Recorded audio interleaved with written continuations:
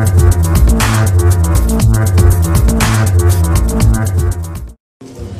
guys, well here we are at Marchfest.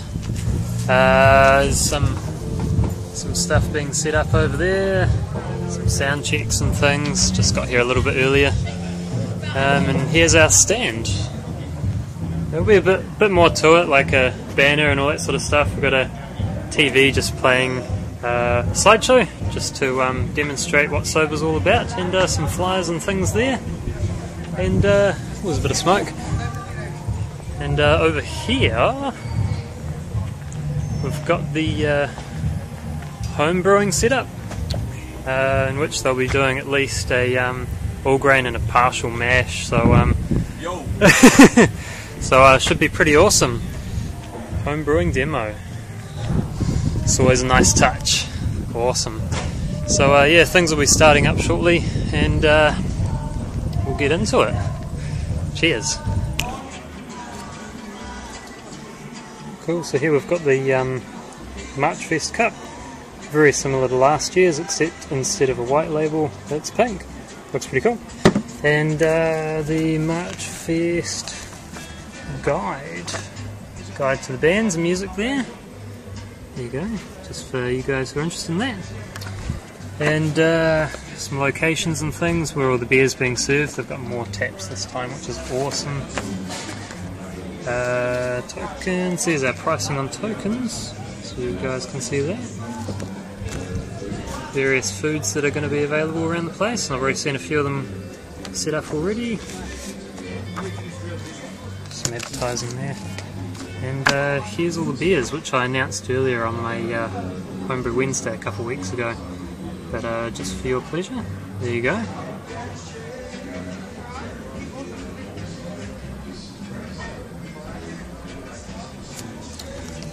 Cool. So I'm just going to try and work my way through all the beers, just doing half glasses to get a decent tasting and report back to you guys. Cheers.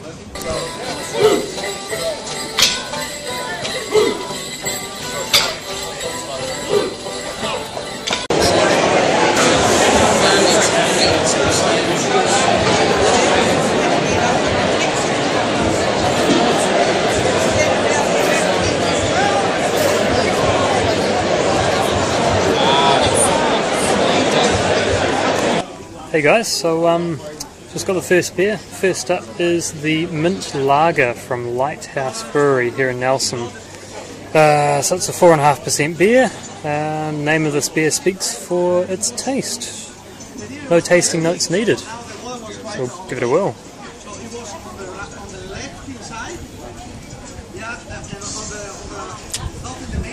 Interesting. That's real crisp like a lager. You've got this really interesting sort of kind of almost toasty background grain to it, and bang, in comes a little bit of mint. Nothing overpowering though.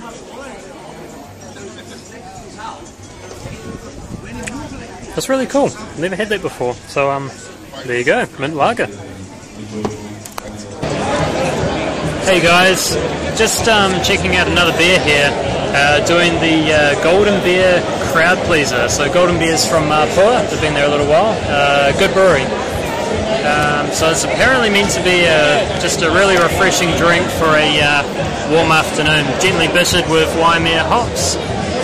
Easy on the palate, mellow. Yeah, so we'll just check that out now. Nice golden hue to it.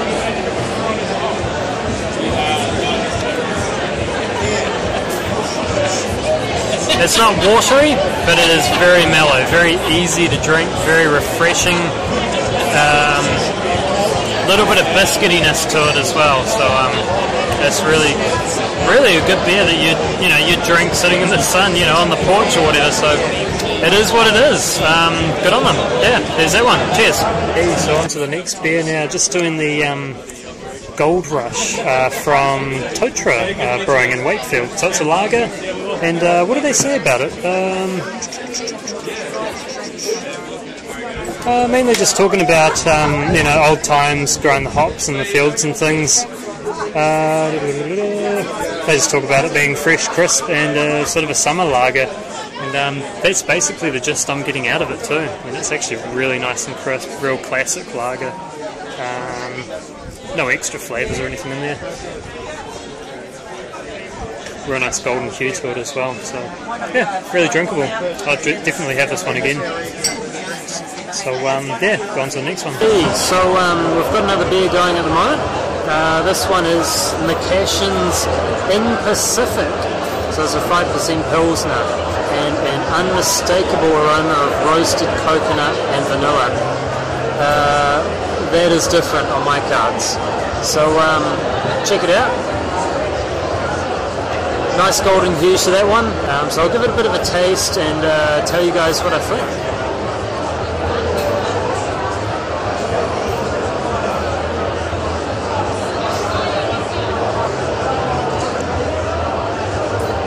It's crazy that they've used this ingredient, coconut and vanilla. I don't know whether they've actually used vanilla, but the coconut seems to send out this really nice creaminess. I'm getting a slight maltiness and possibly zesty hops, possibly. There definitely is hops in there, of course, and they're coming through just lightly. So there you go, McCashin's In Pacific Pilsner. Cheers. Hey, we're on to our next beer here. We're doing the Tea Radler by Townsend's Upper Moosery, and it is a lager. Basically, they wanted to make a radler with only using, water, hops, yeast, malt. So they did a good job. It's actually got quite a bit of citrusiness to it, a bit of lemoniness, which has obviously come from the hops. And yeah, no, it's a really nice, refreshing sort of summer lager. Real nice golden colour to it. I'd recommend it. Anyone who enjoys a radler or summer lager, give it a go. That's all I can say for now. On to the next one. Hey guys, just doing the next one here, which is called the Funky Monkey by Monkey Wizard Brewery, who are out near Motueka. And what they have for us is a Brett wheat beer, which features the Brettanomyces. So interesting, bit of funkiness potential there. Let's see what's in store. They've said it's a 100% wheat beer with tangy citric notes and a hint of funk from the Brettanomyces. So let's give it a crack.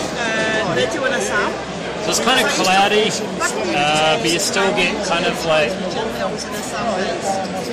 a yellow to orange, almost golden hue to it. Definitely picking up like really nice wheat grain notes. So I have to drink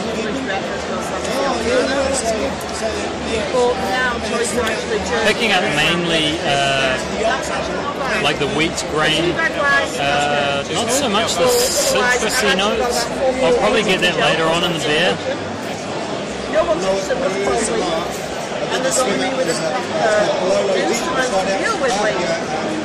And there is a slight, ever so slight funkiness to it. I mean, it's not contributing bitterness or anything weird like that, but there is something going on in that. So we'll attribute that to the Brettanomyces. But yeah, no, it's actually a really nice wheat beer. I would drink more of it. It's good. I would honestly be keen to drink this in the summer in the sun. Just a real nice casual sort of session beer, I suppose. It's 6%, so you can have too much of it, but it's good. It's real good. So there you go, the Funky Monkey. Guys, so I'm just checking out the Moa Southern Alps White IPA. Here it is here. So it's a really pale ale, this one. Almost as pale as a lager. Apparently they brewed it with Vienna pale wheat malts, hops with dry hops, and blend of NZ hops, Nelson Sauvin, and Citra as a US hop. gives a strong citrus lemongrass aroma, and it does more of a fruitiness to my taste actually. Esters from a Belgian yeast apparently.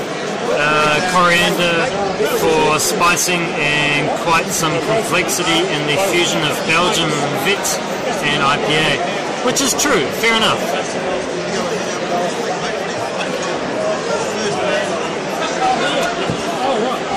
I mean, the hops do shout IPA, but the malts do bring in like the wheat characteristics.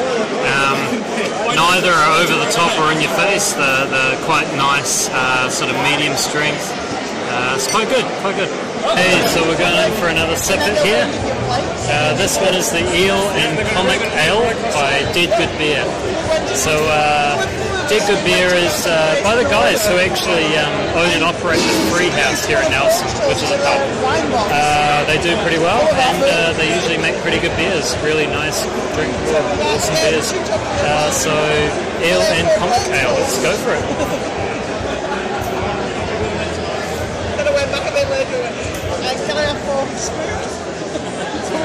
It's really smooth. It was hand pulled. It's, you know, so it's obviously not over carbonated. Smoothness comes by texture. Let's see what they said about it.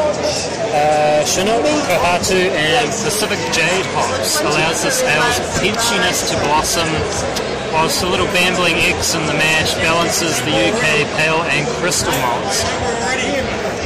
I am getting sweetness and maltiness from the crystal malts, and it's actually really cool because it's, you know, it's sort of the amber colour, but it's sort of out of that you're getting kind of that summery sort of summer sort of ale feel to it. You know, something that's not too in your face. It's not an extreme ale. Really sessionable and easy to drink, whilst at the same time tasting pretty good. So awesome to see a hand-pulled ale at Marchfest. So there you go. Cheers. Guys, just checking out the Sprig and Fern Oceania ale, which is a 5% pale ale. Trifecta of Nelson grown Pacific hops varieties have been added to the copper-coloured brew at varying times in kettle boil. It's a nice little copper-coloured ale, actually. There you go. What was the best way? What have they used in it? Pacific Gem, Pacifica, and Pacific Jade. So got cut a little short there. Something came up, but anyway, we're back. So the Oceania ale by Sprig and Fern. Just going to give it a taste test and aroma.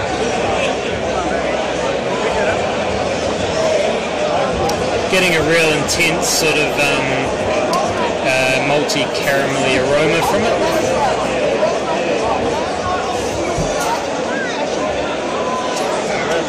Getting just a little bit of aroma hop. Nothing too intense, just a slight fruity floraliness. And the flavour is really good, really good. I was looking at you, so I never got to really do that with my Totoro. Yeah, getting that sort of crystally, sort of sweetness, carameliness from it. Really nice beer, actually. It's quite a good one. Bitterness isn't over the top at all. Really nice, medium to low bitterness in this one. The last top of the south or the one? So there you go. There's another one. Cheers. Hey, so the next one we're just checking out is the Dale's Extra Special Bitter by Dale's Brewery in Nelson. So members, they're probably going to go in with the money. Cool. All right. That's 5 more than we got last year. Yeah, things are happening around here. Really nice English maltiness to it, real smooth. There is a hint of green, like, and I have heard that it is a little bit young, which isn't all that bothersome. It's hell smooth. It's a really good beer. So yeah, that's the special bitter. Just a quick snippet, you know, a sip it, and we'll move on to some other beers. Cool.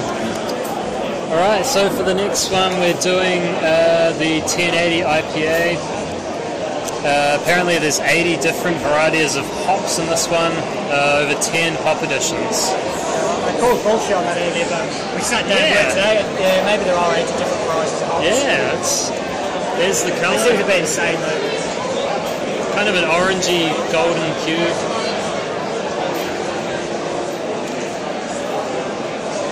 It's crazy. There are all sorts of different things going on in there. That's the 1080 you're drinking now? It is, yeah.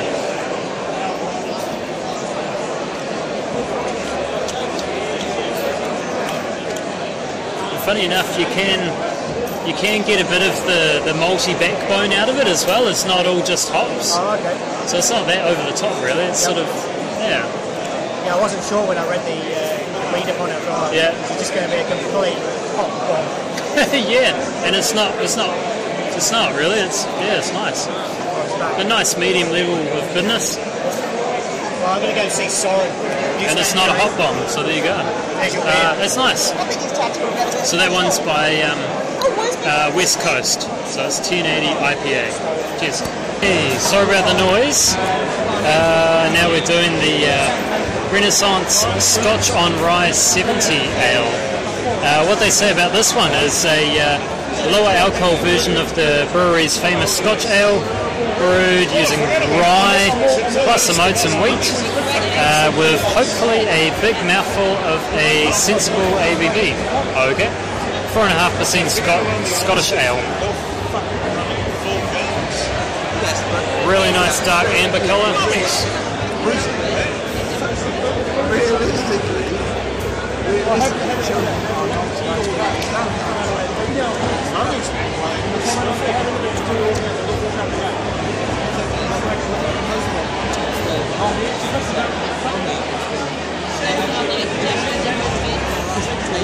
Definitely getting that Scotch whiskey sort of creamy sort of flavour in the background.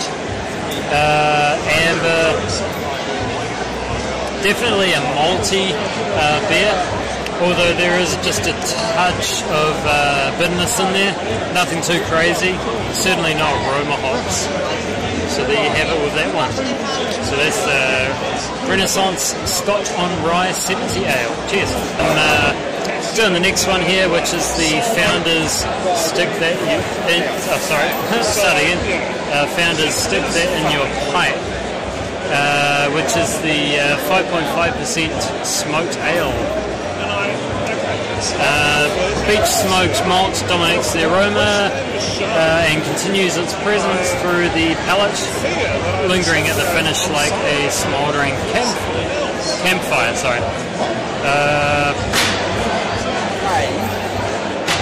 A robust dark brown ale, perfect for the dying days of summer. Interesting. Do you really want me to find something? There it is there. It actually looks more like a stout, to be honest. It's pretty black.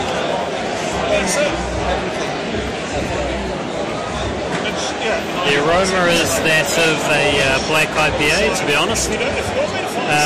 There is some aroma to it, but then again that could be the residue of the glass, which could be a real pain in the ass. But anyway, we'll see what happens. Let's go on for the taste. And I'm quite happy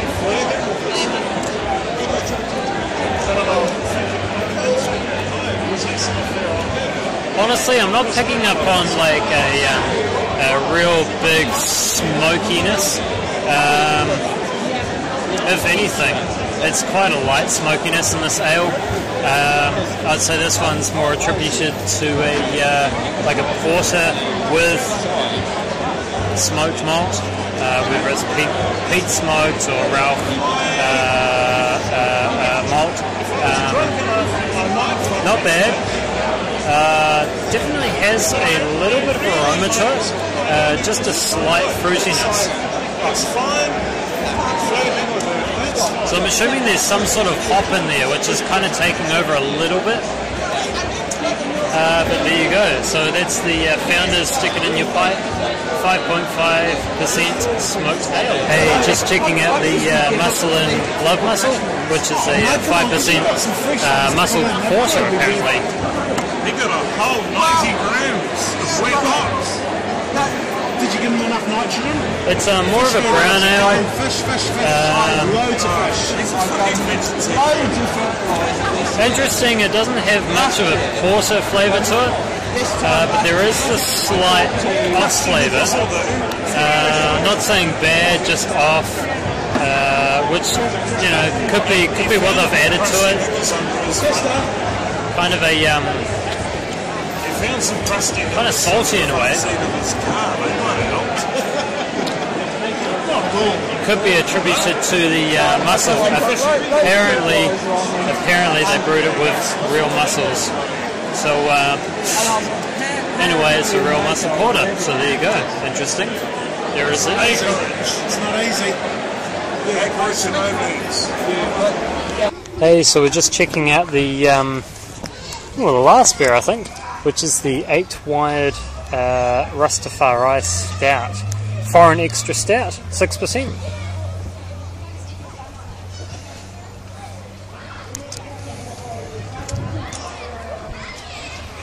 Typical stout sort of aroma and flavour to it.